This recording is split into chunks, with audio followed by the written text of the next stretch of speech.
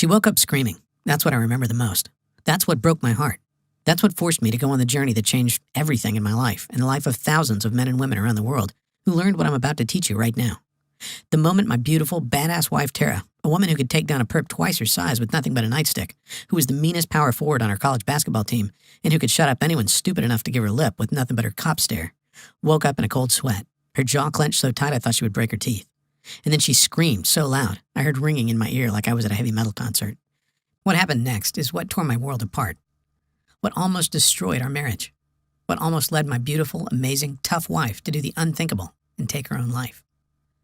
But even though it was the worst moment of my life when it happened, and led to the biggest test I have ever personally faced, I actually find myself grateful it happened, and in a weird way you will too, because it led to a strange scientific discovery that has saved the lives of tens of thousands of men and women around the world. A strange scientific discovery that healed my wife's broken body when every doctor and expensive specialist had shaken their heads at us and told us to give up. A secret that caused her belly fat to flatten almost overnight without giving up any of her favorite foods, and even though her injuries kept her from doing any exercise more strenuous than walking from the bed to the couch. A secret that brought back our love life after we thought that part of our marriage was completely dead. A secret that saved my brother from his type 2 diabetes and gave him back the ability to enjoy his life for the first time in over a decade. A secret that, if you just listen closely over the next 6 minutes, learn the shocking truth, and do exactly what I say, could turn back the clock on your body and your metabolism so you burn fat like a teenager again. You'll wake up every morning bursting with energy, feel sharp and bright-eyed like your mind is on fire with ideas. Will have you looking and feeling younger than people 20 or 30 years younger than you, while experiencing what it's like to be truly thin and healthy for the first time in your life. All by using the strange scientific secret to do one little thing 3 times a day that almost automatically forces your body to lose weight, even if you're 40, 50, or even 200 pounds overweight. In fact, it works better if you're at least 10 pounds overweight. Even if you simply don't have the time to exercise, or simply don't like exercise, this strange scientific secret doesn't involve doing anything more difficult than visiting your grocery store. Even if you feel like you simply can't give up your favorite sweets and comfort foods and have failed at diet after diet before, which was definitely not your fault. No matter what, if you just follow this secret, you too can experience what it's like to look in the mirror and be proud of what you look like, to never have to worry about your weight again, to know with absolute certainty that you've done everything possible to live a long and healthy life. Oh, and by the way, whatever you're thinking the secret is right now, I promise you, you're wrong. Because the strange secret we discovered that's helping not only my wife, but thousands of men and women around the world shed pounds like a snake shedding its unwanted skin. Roll back much of the damage caused by diabetes and heart disease. And finally, make this losing weight and staying healthy thing make sense and be as easy as it's supposed to be. It took my wife and I going through a personal hell that so easily could have broken us, but that has brought us closer together than ever, even though that thought seemed absolutely impossible just a few short years ago. Tara, baby, wake up, I said. You're okay. But she wasn't listening. She was there again, back in her squad car, watching a telephone pole rush toward her like a speeding train, bracing for impact, reliving the moment that ruined our lives, the moment that her body became her enemy, the moment I started to lose her. Don't touch me. I'm fat and disgusting, and I'm always going to be fat and disgusting. I don't want you to touch me, she yelled when I reached out to hold her, to kiss her, to show her how much I loved her no matter what she looked like. Suddenly, I felt a terrible wave of shame rush over me. She was my wife, the woman I promised to protect and take care of. And seeing her laying there in agonizing pain and frustration, I felt powerless and weak and useless in a way that I never thought possible. It took over an hour for her to calm down enough to go back to sleep. An hour of tears and self-loathing and hopelessness and grabbing hold of the belly fat she hated so much. Tara had been an athlete her whole life. It was one of the things that made me fall in love with her.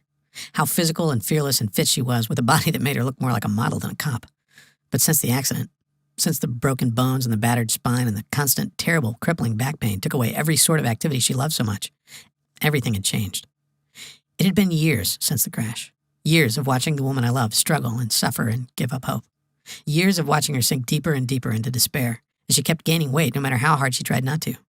Years of feeling so helpless as my happy, healthy wife became someone else, someone I didn't recognize, someone I'm not even sure wanted to keep living. And now, in her 40s, it's like the battle was lost.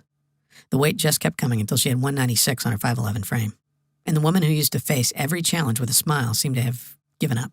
You have to lose weight, Tara, the doctor had said in a patronizing voice, like he was explaining why being overweight was bad to a 5-year-old. Like she didn't already know. Dangerously close to type 2 diabetes, she said with a cynical laugh on the ride home, taking the news as just one more brick in the wall of self-loathing she'd built around herself. One more piece of evidence that her life was over. Just a few days earlier, she'd been talking to our daughter about the perfect high school graduation day. Now she was joking about not even living to see it, even though it was 2 years away. That night, I lay awake for hours next to Tara, staring at the ceiling and feeling my heart constrict in my chest, imagining life without my wife. Was she right? Was this it? Was this what our life was supposed to be now? I couldn't remember the last time we'd really kissed, never mind made love. I remembered what her laugh sounded like, and I felt like I was going to cry, realizing I hadn't heard it in years. Did I really have to watch her suffer like this? I tossed and turned all night, thinking of our beautiful daughter finishing high school without a mom. But what could we do about it? We'd tried everything over the years. Everything you can do to lose weight that doesn't involve strenuous exercise.